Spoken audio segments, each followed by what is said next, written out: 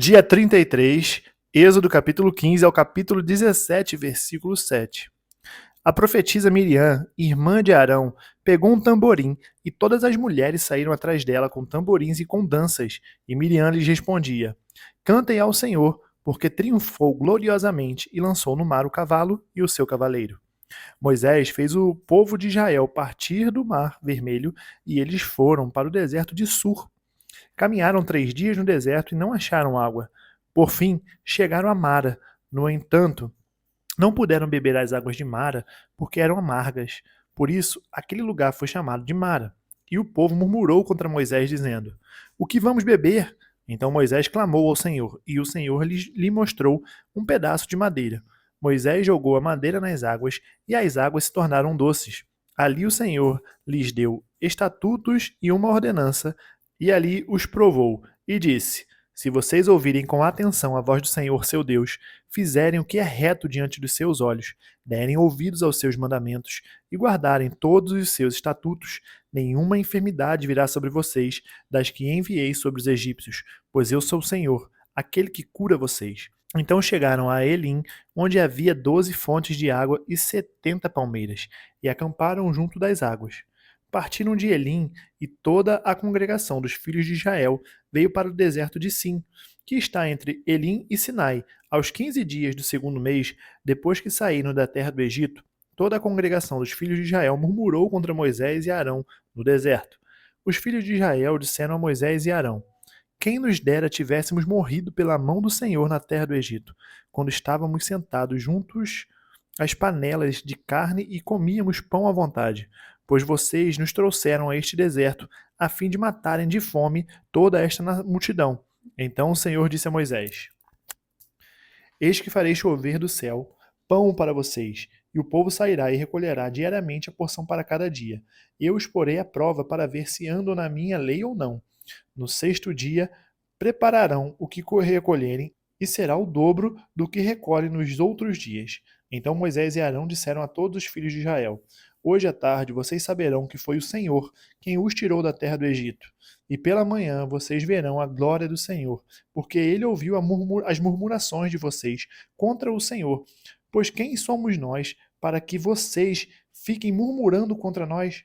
Moisés continuou: Isso acontecerá quando o Senhor, à tarde, lhes der carne para comer, e pela manhã pão à vontade, porque o Senhor ouviu as murmurações que vocês queixam contra ele.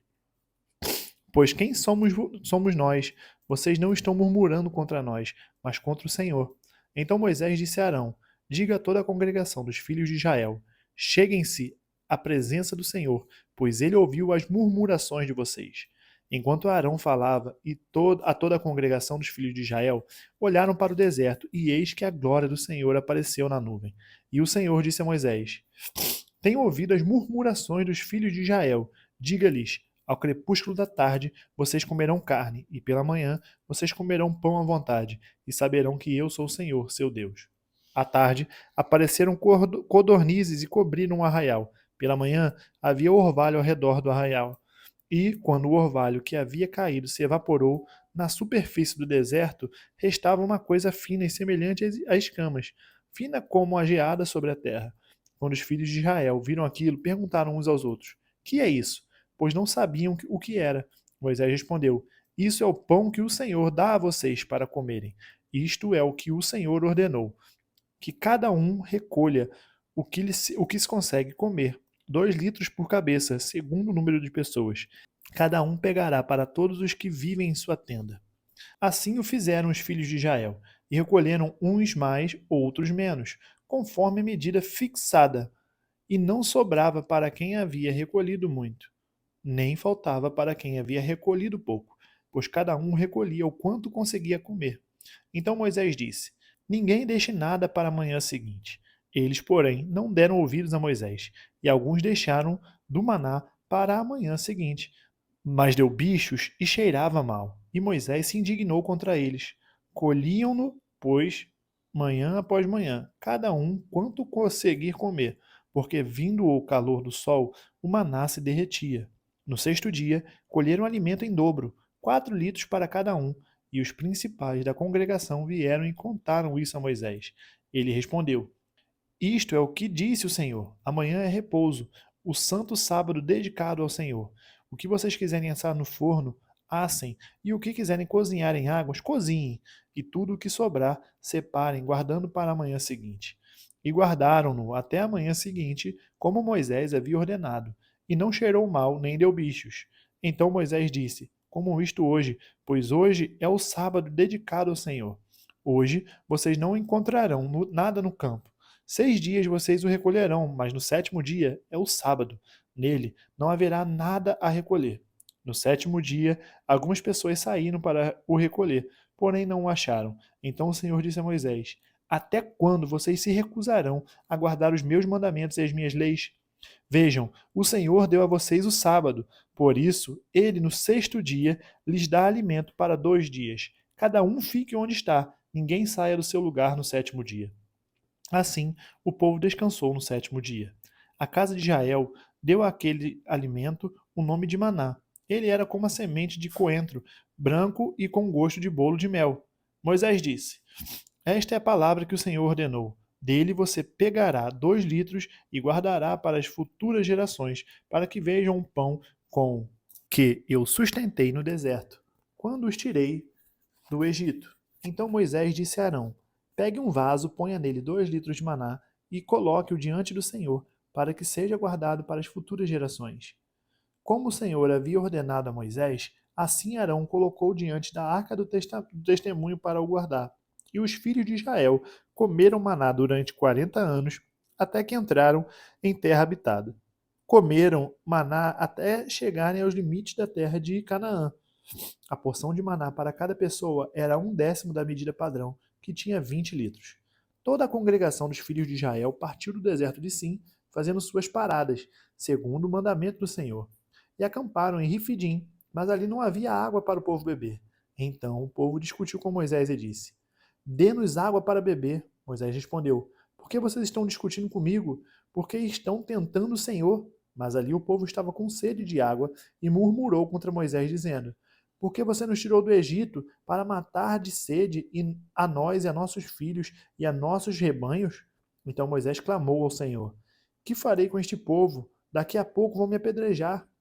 O Senhor respondeu: Passe adiante do povo e leve com você alguns dos anciãos de Israel. Leve também o bordão com que você feriu o rio Nilo e siga em frente. Eis que estarei ali diante de você, sobre a rocha em Horebe. Bata na rocha e dela sairá água, e o povo beberá. Moisés assim o fez na presença dos anciãos de Israel, e chamou o nome daquele lugar Massá e Meribá, por causa da discussão dos filhos de Israel e porque tentaram o Senhor, dizendo: Está o Senhor no meio de nós ou não? Mateus, capítulo 22, do versículo 1 ao versículo 33. De novo, Jesus lhes falou por parábolas, dizendo: O reino dos céus é semelhante a um rei que preparou uma festa de casamento para o seu filho. Enviou os seus servos a chamar os convidados para a festa, mas estes não quiseram vir. Enviou ainda outros servos, dizendo: Digam aos convidados: Eis que já preparei o meu banquete, os meus bois e os animais da engorda já foram abatidos, e tudo está pronto. Venham para a festa. Mas os convidados não se importaram e se foram, um para o seu campo, outro para o seu negócio. Outros, agarrando os servos, os maltrataram e mataram.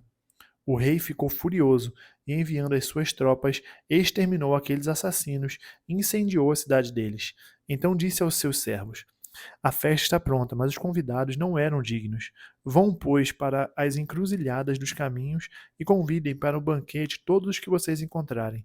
E saindo aqueles servos pelas estradas, reuniram todos os que encontraram, maus e bons, e a sala do banquete ficou cheia de convidados. Mas, quando o rei entrou para ver os que estavam à mesa, notou ali um homem que não trazia veste nupcial e perguntou-lhe: Amigo, como você entrou aqui sem veste nupcial? E ele emudeceu.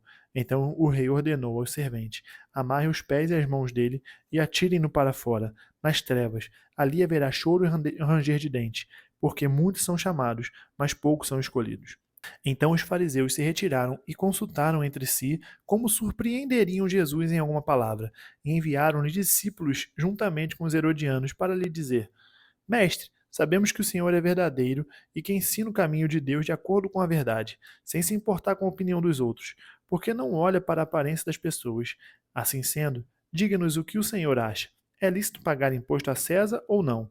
Mas Jesus, percebendo a maldade deles, respondeu: Hipócritas, por que vocês estão me pondo à prova? Mostra-me a moeda do imposto. Trouxeram-lhe um denário. E Jesus lhes perguntou: De quem é esta figura e esta inscrição? Eles responderam: Deem, pois, a César o que é de César, e a Deus o que é de Deus. Ouvindo isto, se admiraram, e deixando, foram embora. Naquele dia, alguns saduceus que diziam não haver ressurreição aproximaram-se de Jesus e lhe perguntaram: Mestre, Moisés disse: se alguém morrer, não tendo filhos, o irmão desse homem deve casar com a viúva e gerar descendente para o falecido. Ora, havia entre nós 7 irmãos. O primeiro, tendo casado, morreu, e não tendo descendência, deixou sua mulher para seu irmão. O mesmo aconteceu com o segundo, com o terceiro até o sétimo. Por fim, depois de todos, morreu também a mulher. Portanto, na ressurreição, de qual dos 7 ela será esposa, porque todos casaram com ela? Jesus respondeu: O erro de vocês está no fato de não conhecerem as Escrituras nem o poder de Deus. Porque, na ressurreição, nem casam, nem se dão em casamento, mas são como os anjos no céu. Quanto à ressurreição dos mortos, vocês nunca leram o que Deus disse a vocês? Eu sou o Deus de Abraão, o Deus de Isaque e o Deus de Jacó. Ele não é Deus de mortos, e sim de vivos. Ouvindo isto, as multidões se maravilhavam da sua doutrina. Salmos 27, do versículo 1 ao versículo 6. O Senhor é a minha luz e a minha salvação. De quem terei medo? O Senhor é a fortaleza da minha vida. A quem temerei? Quando malfeitores me sobrevêm para me destruir, meus opressores e inimigos, eles é que tropeçam e caem. Ainda que um exército se acampe contra mim, não se atemorizar o meu coração. E se estourar contra mim a guerra, ainda assim terei confiança. Uma coisa peço ao Senhor, e a buscarei, que eu possa morar na casa do Senhor todos os dias da minha vida, para contemplar a beleza do Senhor e meditar no seu templo. Pois, no dia da adversidade, ele me ocultará no seu abrigo, no interior do seu tabernáculo me acolherá. Ele me porá no alto de uma rocha. Agora será exaltada a minha cabeça acima dos inimigos que me cercam. No seu tabernáculo oferecerei sacrifícios de júbilo, cantarei e salmodiarei ao Senhor. Provérbios, capítulo 6, do versículo 20 ao versículo 26. Meu filho, guarde o mandamento de seu pai e não abandone a instrução de sua mãe. Tenha-os sempre amarrados ao seu coração, pendure-os no seu pescoço. Quando você andar, essa instrução o guiará. Quando você se deitar, ele o guardará. Quando acordar, falará com você, porque o mandamento é lâmpada e a instrução é luz. E as repreensões da disciplina são o caminho da vida. Eles o protegerão da mulher perversa e das lisonjas da mulher estranha. Não cobice no coração a sua formosura, nem se deixe seduzir pelo seu olhar. O máximo que se paga por uma prostituta é um pedaço de pão, mas a adúltera anda à caça de uma vida preciosa. Terminamos o dia 33, amanhã nós nos encontramos no dia 34. Até mais.